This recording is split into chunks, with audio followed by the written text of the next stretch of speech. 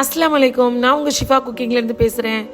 இன்றைக்கி நம்ம என்ன ரெசிபி பார்க்க போகிறோன்னா, என்னோடய ஸ்டைலில் ஒரு டேஸ்டியான மீன் குழம்பு எப்படி வைக்கிறதுன்னு தான்.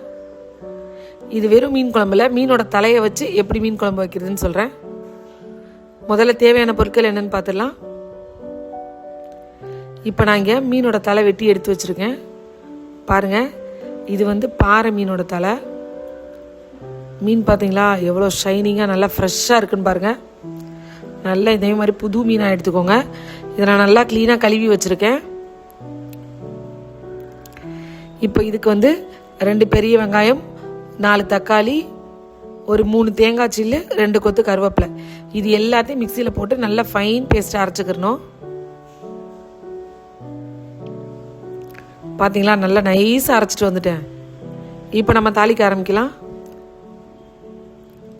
இப்போ ஒரு மீன் சட்டியில் தேவையான அளவு எண்ணெய் சேர்த்துக்கோங்க. எண்ணெய் காஞ்சோன்னா ஒரு ஸ்பூன் அளவுக்கு வெந்தயம். வெந்தயம் கொஞ்சம் பொரிஞ்சு வரும்போது ஒரு 1/2 ஸ்பூன் அளவுக்கு சோம்பு, அதாவது பெருஞ்சீரகம். இப்போ அதுவும் நல்லா பொரிஞ்சிருச்சு. இப்போ நம்ம அரைச்சி வச்சிருக்கோம்ல அந்த பேஸ்ட்டை அப்படியே இதில் சேர்த்துடலாம். இப்போ இந்த எண்ணெயிலேயே இந்த மசாலா கொஞ்சம் வேகட்டும்.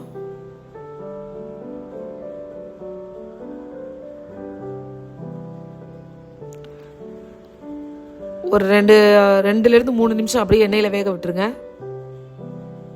இப்போ நான் அதில் ஒரு கொத்து கருவேப்பிலையும் சேர்த்துட்டேன். மசாலா கொஞ்சம் வெந்து எண்ணெய் பிரிகிற நேரத்துக்கு இதில் நான் ஒரு 2.5 ஸ்பூன் மிளகாத்தூள் சேர்க்குறேன், தனி மிளகாத்தூள். உங்களுக்கு காரத்துக்கு தேவையான அளவுக்கு மிளகாத்தூள் சேர்த்துக்கோங்க.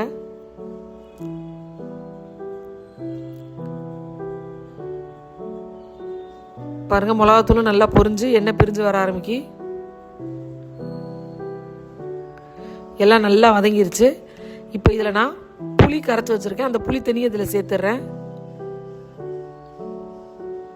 இப்போ இதில் 1/4 ஸ்பூன் மஞ்சள் தூள், அதோட மீன் குழம்பு மசாலா ஒரு 3 ஸ்பூன் சேர்க்குறேன்.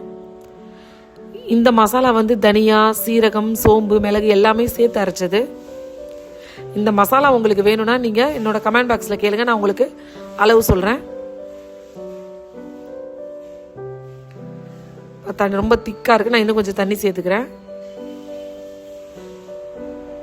4 பச்சை மிளகாயும் கீரி சேர்த்துனேன். இப்போ இது கொஞ்சம் நல்லா கொதிச்சு வரட்டும்.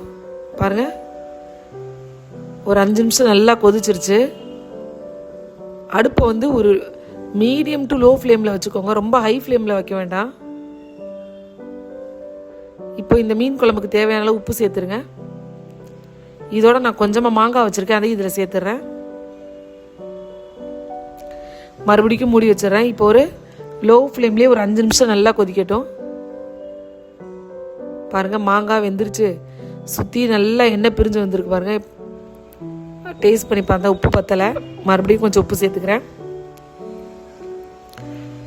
இப்போ நம்ம க்ளீன் பண்ணி வச்சுருக்க மீன் எடுத்து இதில் சேர்த்துடலாம்.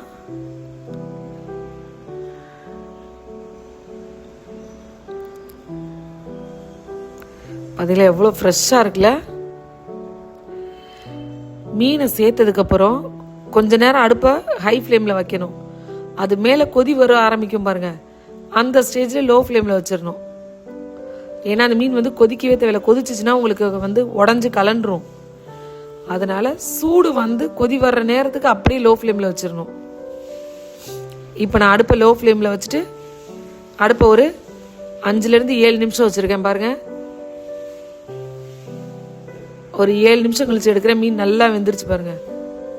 அடுப்பு பார்த்தீங்களா எந்த அளவுக்கு லோ ஃப்ளேமில் இருக்குன்னு, சும்மா லைட்டாக தான் கொதிக்குது.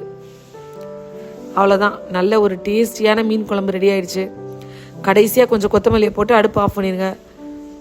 என்னோட ஸ்டைல் மீன் குழம்பு ரெடி ஆயிடுச்சு. சூப்பர். சப்ஸ்கிரைப் பண்ணுங்க. Thank you.